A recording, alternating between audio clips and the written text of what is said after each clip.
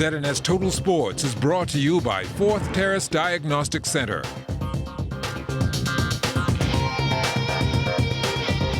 Welcome to sports, everybody. It's a must-win for Jonquel Jones and the Connecticut Sun in the WNBA Finals tonight, trailing 2-1 in this best-of-5 against the Washington Mystics. The Sun hoping they can get more out of Jonquel in Game 4 after she only scored 9 points in Sunday's Game 3 loss. If the Sun win tonight, they force a decisive Game 5 back in the U.S. Capitol on Thursday. A loss hands the Mystics the championship, and the Sun will watch their season come to a close on their home floor. For Jonquel, the formula moving forward is simple. Rehab, recovery, making sure that our bodies are right. I think that's the main thing. Just going back, not panicking. We're a team that's in this situation for a reason.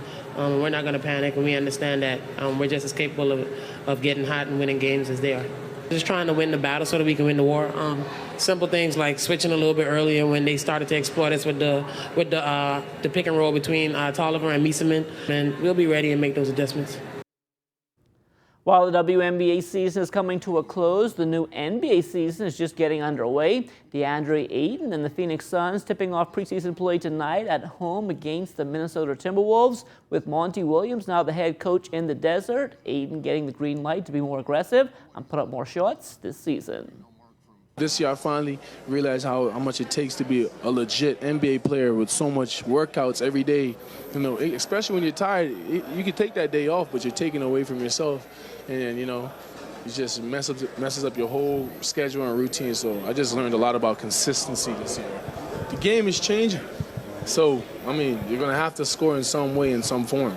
Not necessarily just go out here and just hunt shots and, you know, just throw up any prayer. But no, but really, like, you know, inflow. And I'm working. And Coach told me, you know, he wants me to shoot it. So all I need is that one green light. I didn't hear it last year, but he wants me to shoot. So it's even less pressure. I was getting a lot of pressure because nobody told me I was allowed to shoot that. You know, I wasn't really getting a lot of, you know, consent. I was like, yo, this is okay if you shoot this. So, you know, there was a lot of pressure for me not to know, you know, really shoot that three ball. But now I'm at the three-point line before I even start a workout. So I'm like, okay, this is my warm-up. We're going to take it pretty serious. So I've been, you know, making sure I get enough threes in to where I'm so comfortable to where it's a regular mid-range jump shot. The start of the college basketball season right around the corner. This will be Yolette McPhee-McQueen's second season as head coach of the Ole Miss Running Rebels women's team, and she likes what she's seen so far in the preseason. Really like my team. I like the energy they have. I like the willingness to learn. It's almost refreshing because we had some time with them before official practice, and which was different from last year.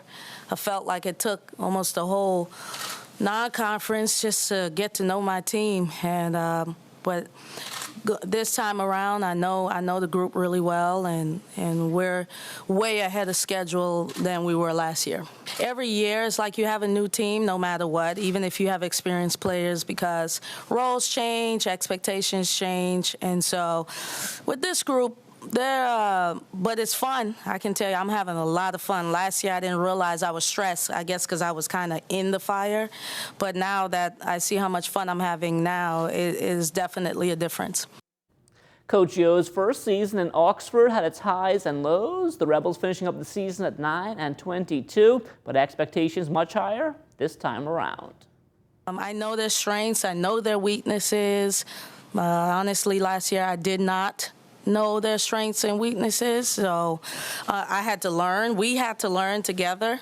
This group knows the standard. I was able to recruit them a little bit longer, a lot bit longer, and they're just their energy and willingness to learn has been incredible. I think in this age with Generation Z, they're all about what they put on social media and what they may tweet, and I know that sounds hypocritical for me because I'm on Twitter, but I live what I tweet. Societal norms, not so much, and so I told them we're not going to talk about it, we're going to be about it, like we're going to be about action, so the action speaks louder than words. That's where it kind of came from, and they also understand that this is a foundation year. Last year, I had to assess the situation. There's no way I could even think about building. This year, I'm ready to put down the ground floor that will be solid and help take us where we need to go in the future. Week 4 in the City Bowling League on the lanes last night at Mario's. Lee Davis had a 2:46 game, a 6:47 set as the 10-back Strikers Lee's Motorworks squad took all 3 games against Checkers Cafe. For Checkers, Byron McLean and Kendall Knowles both had a 2:18 game. Ansel Ferguson a 5:88 set for Carib Construction. They lost all 3 games to the 10-pin Warlords. Tara Johnson finishing up with the 2:32 game, a 5:82 set as the E&U Water Coolers swept aside the Island Game Strokers. Joy Lockhart, she had a 2:02 game, a 5:69 set for the Brooklyn Strikers. They took 2 of 3 from the BPL Shockers. Elsewhere, the NUA Crusaders 2-1 over Telco Enterprises. The Avengers also scoring a 2-1 win over Clayton Gardner and Associates, while the Ashura win Pocket Pleasers took all 3 games against the Bahamas Air Flyers. The Avengers, they're on top of the standings right now at 9-3. Ashura win, the 10-back Strikers, Island Game, and the 10-pin Warlords all won back at 8-4. The Province Softball Association scheduled to resume this best-of-5 first-round playoffs tonight. In ladies play, the Brackettes trailing 2-1. They need a win to force a decisive Game 5 with the Inventive Intellect Warriors. As for the men, the Commandos Security Truckers in the driver's seat up 2-1. As they look to close out the chances, Mighty Mitts. Veteran pitcher Mary Cruz Edgecombe, she knows all about the postseason, having led the Wildcats to numerous championships. She's now enjoying retirement, but still comes out to support her former team, who are already into the championship round. As for the state of the game in the country nowadays, Mary not pleased, especially on the ladies' side.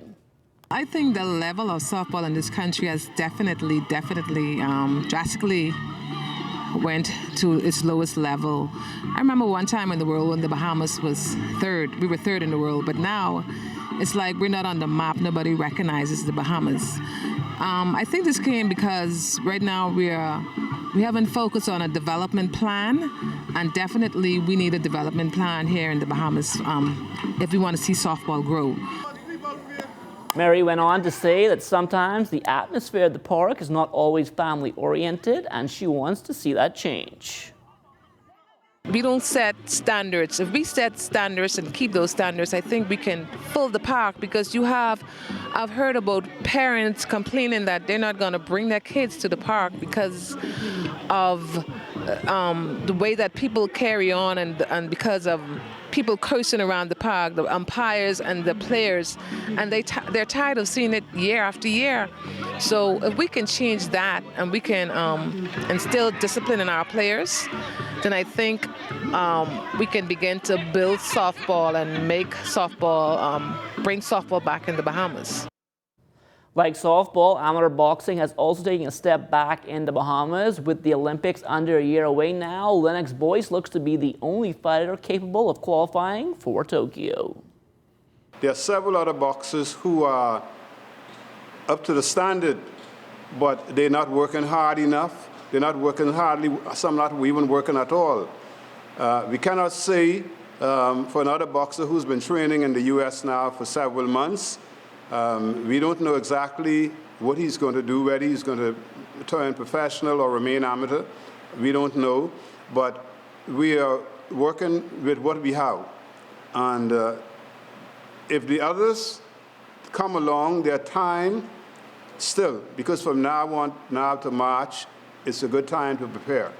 And it's only a matter of conditioning and sharpening skills and getting some matches under their belt. And basically, they can be ready. But like I said, at the moment, this is the boxer who is showing every effort that he wants to go. And if you're not showing the effort and putting in the work, we're not going to waste our time with you. Simple as that.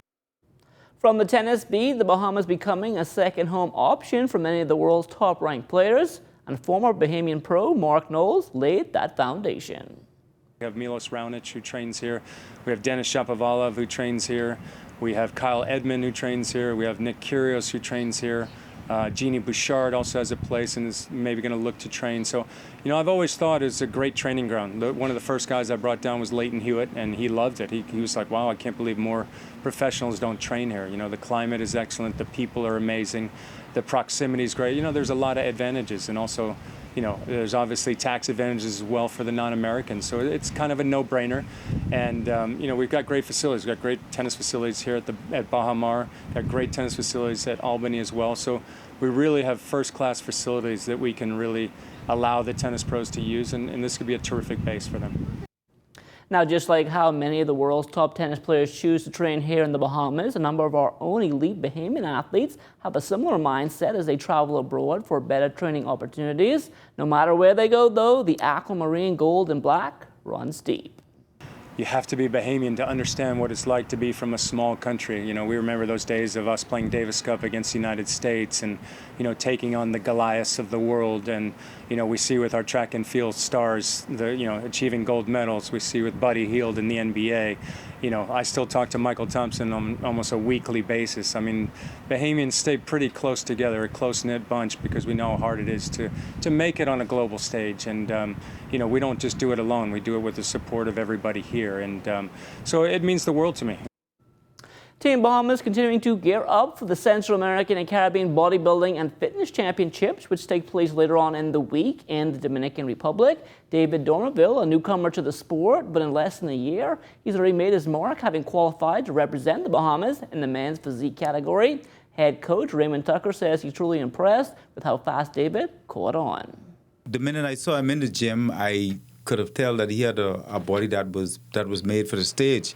And coming from a soccer background and just working out in the gym, like the president said, that we came to a conclusion that his body was made to be in the category of a men's physique, which they call where you don't have to use in terms of the flexing the whole. You flex the whole body, but mostly we deal with the upper part of the body. For comparison to the other athletes. And he has proven to be himself like a stick of dynamite. The minute he stepped on stage, everybody's like, wow, this guy's supposed to be here. And during the FIBA World Classic last year in November, he was like, he beat a couple of veterans. And everybody was like, wow, so this guy, where did this guy come from? And from that venue, he took it to the Nationals. And talking about the Nationals, Coach Tucker said David was on top of his game there once again. I was standing at the back and I looked very closely at him and I said, you know something? He has plenty potential. And lo and behold, he proved himself to be that, of having much potential, and won the novice championship part of the competition, and went in and did collateral damage in the nationals category. And so leading up to the CAC level, which will be going on Thursday, I've seen him when we asked that, we told the guys, hey, you have to take your body to another level now because we're going to CAC. I saw for the past 3 weeks his body has just tremendously improved, and it takes the mind and the body to get to that level at that quicker state, and he has proven himself to be very, very serious and very, very concentrated on what he wants to be and where he wants to go. That's a look at sports. The Bahamas Tonight comes back after the break. ZNS Total Sports is brought to you by 4th Terrace Diagnostic Center.